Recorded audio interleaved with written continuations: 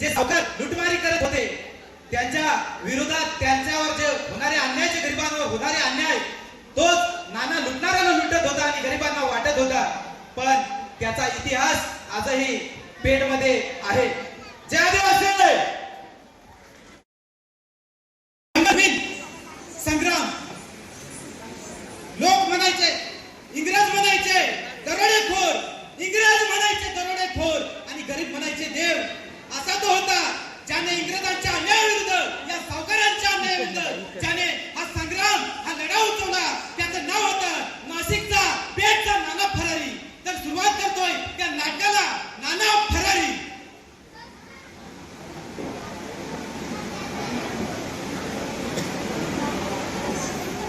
अरे हे धन, हे पैसा आणि हा खजिना इंग्रजांच्या खजिन्यातून आणि सावकाराच्या तिजोरीतून लुटून आणलाय.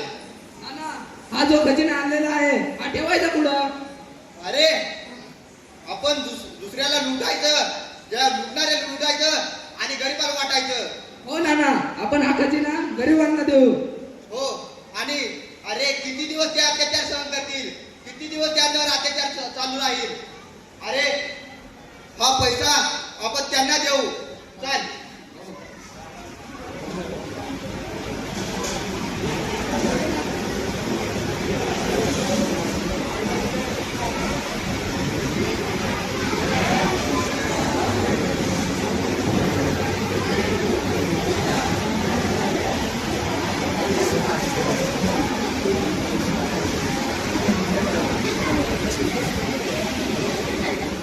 सावकार सरकार सरकार सरकार या या या सरकार या सरकार या. अजून येत नाही का?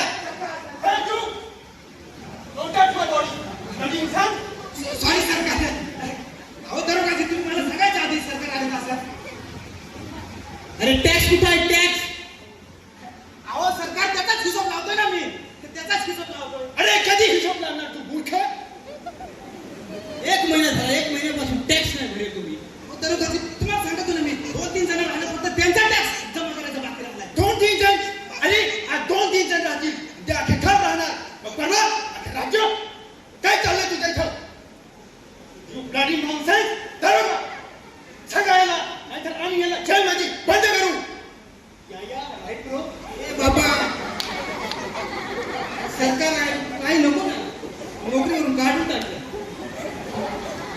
सरकारला सांगू दे ना मी 2-3 दिवसात सगळा कर वसूल करतोय मी. काय कर वसूल करतो? अहो आता ते काय झालं ना लोकांचा पिकच आला नाही व्यवस्थित त्याच्यामुळे त्या पिकच काय, ज्या नदीचं पाणी पिताय ना त्याच्यावर टॅक्स लागतो. ज्या जंगलातून लाकूड आणताय ना त्याच्यावर पण टॅक्स लागतो. जी जमीन वापरते ना शेतीला त्याच्यावर पण टॅक्स लागतो. तो टॅक्स कोण भराल? Control bro control. तू नको सांगा मी टॅक्स जमा करतो ना. अशी तुम्हाला याची गरज नाही. मी सगळा टॅक्स वसूल करतो त्यांच्याकडून. कोण आले टॅक्स भरायचा? अहो त्या आहेत त्या गावातच लोक आहेत. मी करतो त्यांच्याकडून टॅक्स. हे वेळेस पीक आलं नाही तुम्ही काही याची गरज नाही. मी सगळा टॅक्स वसूल करून टाकतोय. चल आम्हाला दाखव. अहो मी घेईल भरून घेईल काय नाही ना. नाही नाही जाणच लागेल का? मग सरकारला घेऊन आलो एवढे लांबून, आता त्यांना दाखवायचं लागेल. जाच लागेल. चला जाऊ.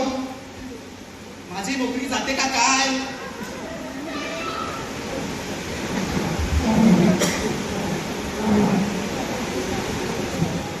अरे गावकऱ्यांनो गावकऱ्यांनो अरे कुठे? अरे इकडे या, इकडे सगळे इकडे या. अरे इकडे तुम्ही. अरे सरकार आले पाया पडा. सरकारला पाया पडा.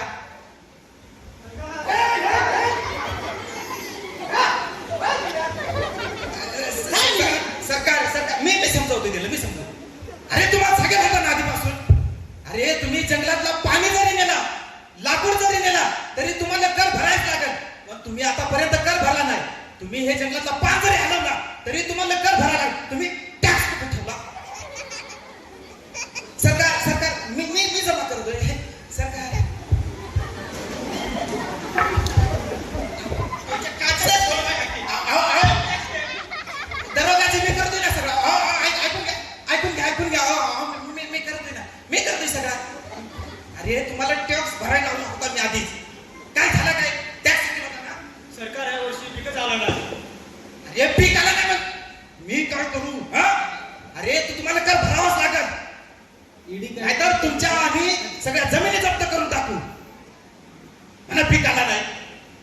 जाऊ दे सावकार. मी मी मी मी करून देतो सगळ्या. नाही तू करून घे. आम्ही ना 2-3 दिवसांनी परत या. नक्की मी मी मी तोपर्यंत करून घेईन. जर टॅक्स नाही भरला सरकार हो. सरकार ए, शिको. अजिबात माझ्या अंगावर हात फिरला वाटलं नाही. समजलं तुला? त्याच्या अंगावर काय जातो माझ्या हिचावर सगळं सावकार, जर आता टॅक्स भेटला नाही ह्या वेळेस मी तर माघारी जातोय. पण जर पुढच्या वेळेस आलो आणि टॅक्स भेटला नाही तर तुझ्या अंगावरचं कापड तर काय कातड पण सोडणार नाही. समजला? सरकार जरा कडक दिसत आहे ना. कडक म्हणजे पर सरकार मी पुढच्या वेळेस करून टाकतोय. सरकार नाही तू करून टाक. एवढ्या वेळेस माफ करा. मी त्यांचा सगळा कर वसूल करतोय. नाहीतर मी त्यांच्या जमिनी जप्त करून टाकतोय. हो अरे गावकऱ्यांनो, पुढच्या वेळी जर आलो तर कर मला पाहिजे माझं पाहिजे. सरकार चला.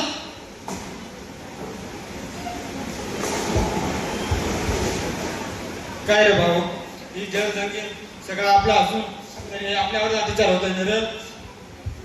कधीतरी इंग्रजांचा अत्याचार सहन करायचं, कधीतरी जुलूम त्याचं सहन करायचं. कोण येईल आमच्या मदतीला?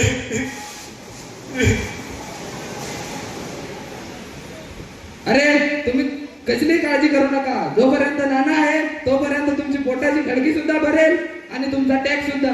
काय काळजी करायची नाही. अरे काय झालं तुम्हाला? नाना इंग्रजांचा हे अत्याचार जुलूम कधीपर्यंत सहन करायचं? कधी संपतील हे अत्याचार जुलूम त्यांचं? अरे तुम्ही काय काळजी करायची नाही. जोपर्यंत नाना आणि आमचे डोळे आहेत तोपर्यंत काही काळजी करायची नाही तुम्ही. अरे या आपण हे पैसा आणि खजिना लुटून आणलाय त्यांना दे. आणि हो जोपर्यंत हा नाना आहे तोपर्यंत तुम्ही काळजी करायची गरज नाही. आणि हो तुम्ही कसली काळजी करायची गरज नाही. अरे हे जल, हे जंगल, हे जमीन हे आपलं आहे आणि आपण आपल्या हक्कासाठी लढायचं, का कोणाला घाबरायचं. समजलं का? नाना ते जाऊन दे. आज आपण झाड कुठं मारायचे? आज आपण झाड सावकाराकडे मारू. हो नाना. तुला आधीपासून सांगितलंय, ज्याने आपल्याला लुटलंय, जो आपल्याला लुटतो त्यांना आपण लुटायचं हो आणि ना. गरिबांना वाटायचं. हो नाना. चल मग आता सावकाराकडे.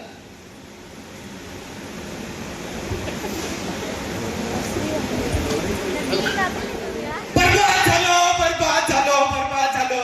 ओ सरकार बर्बाद झालो बर्बाद झालो. ओ सरकार बर्बाद झालो. सरकार बर्बाद झालो बर्बाद झालो. सरकार बर्बाद झालो मी बर्बाद. अरे मूर्खा काय झालं? सरकार तिजोरी पूर्ण खाली आहे. सगळी जमिनीची कागद गायब आहेत. ओ सरकार सरकार मी बर्बाद झालो. मला काय पाहिजे? नो, असं होऊ शकत नाही. कंट्रोल ए बाबा, थोडा दम धर. सावकार, अहो सरकार काय सांगू, पूर्ण तिजोरी रिकामी आहे. कोणी केलं? अहो मला तर वाटत आहे त्या नानाने सगळं गायब केलं असेल. नाना? आता दरोडे मारतोय. होईल नाना आणि फैरिक नाना. अहो सरकार त्यांना माहित आहे नाना कोण आहे. कोण आहे नाना? नाना आहे ना, इकडचा फार बंडखोर माणूस आहे. बंडेखोर आणि तो अजूनपर्यंत आपल्या ताब्यात आला नाही. सरकार मी तर सांगतो आधी त्याचा घर जप्त करा. त्या गावातील लोकांना विचारा. हो तसंच करावं लागेल. अरे मूर्खा, आता रडू काय फायदा जब चिडिया चुक गई थे. चला त्याच्या घरी.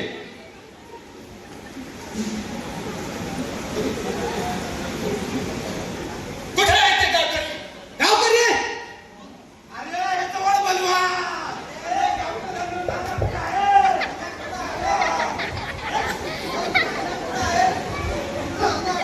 सगळा खजिना लुटला असेल. हो सरकार यांनाच विचारा, यांनीच खजिना लुटला. आता जर नाना भेटला नाही आणि आमच्या लुटलेला खजिना भेटला नाही तर तुमच्या अंगावरचे कातळ सोडून टाकीन. आणि तुला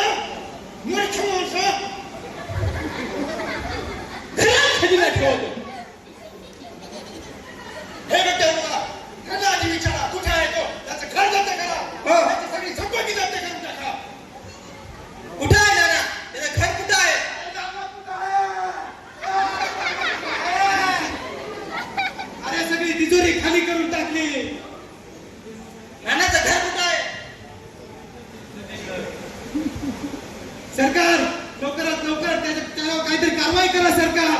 सरकार त्याचं घर तिकडं आहे, आम्ही जाऊन येतो.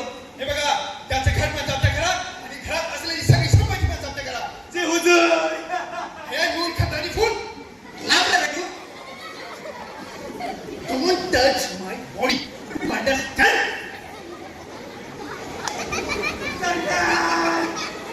आता रडू काहीच करायचं आहे. हे बघा, दरोगा आणि सावकार, जोपर्यंत तो बंडखोर भेटत नाही आपल्याला, तोपर्यंत त्याच्या मागासवर जा आणि हो, त्याच्यावर 200 आणा असं बक्षीस जाहीर करा. सरकार जास्तच करा पण त्याला पकडा.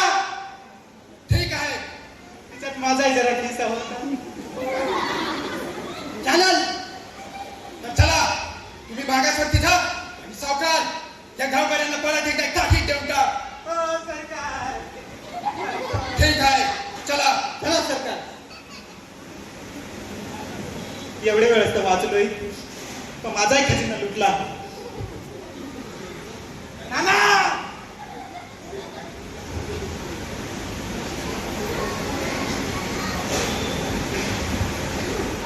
नाना आले नाना आले नाना आले नाना आले. काय रे, काय झालं? नाना, तुमच्यावर इंग्रज सरकारने आणि त्या सावकारने बक्षीस जाहीर केलंय. तुम्ही लवकरात लवकर इथून फरार व्हा. हो नाना, पोलीस तुमच्या मागावर आहे. तुम्ही लवकरात लवकर फरार व्हा. अरे हा नाना असा तसा नाना नाही, कोणाच्या हातात तर काय, कोणाच्या नजरेत घावला सुद्धा नाही. अरे हा नाना आदिवासीची जात आहे, जात. अरे त्याला मला पकडण्यासाठी त्याला हे जंगल म्हणजे आमचं घर आणि हे डोंगर म्हणजे आमचा किल्ला. अरे जम असेल तर सांग त्याला, या नानाला पकडायला.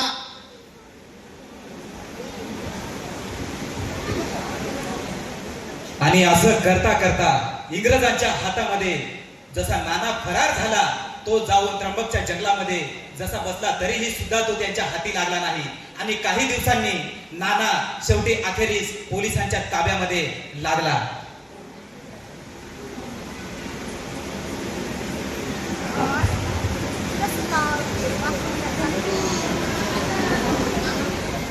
सरकार.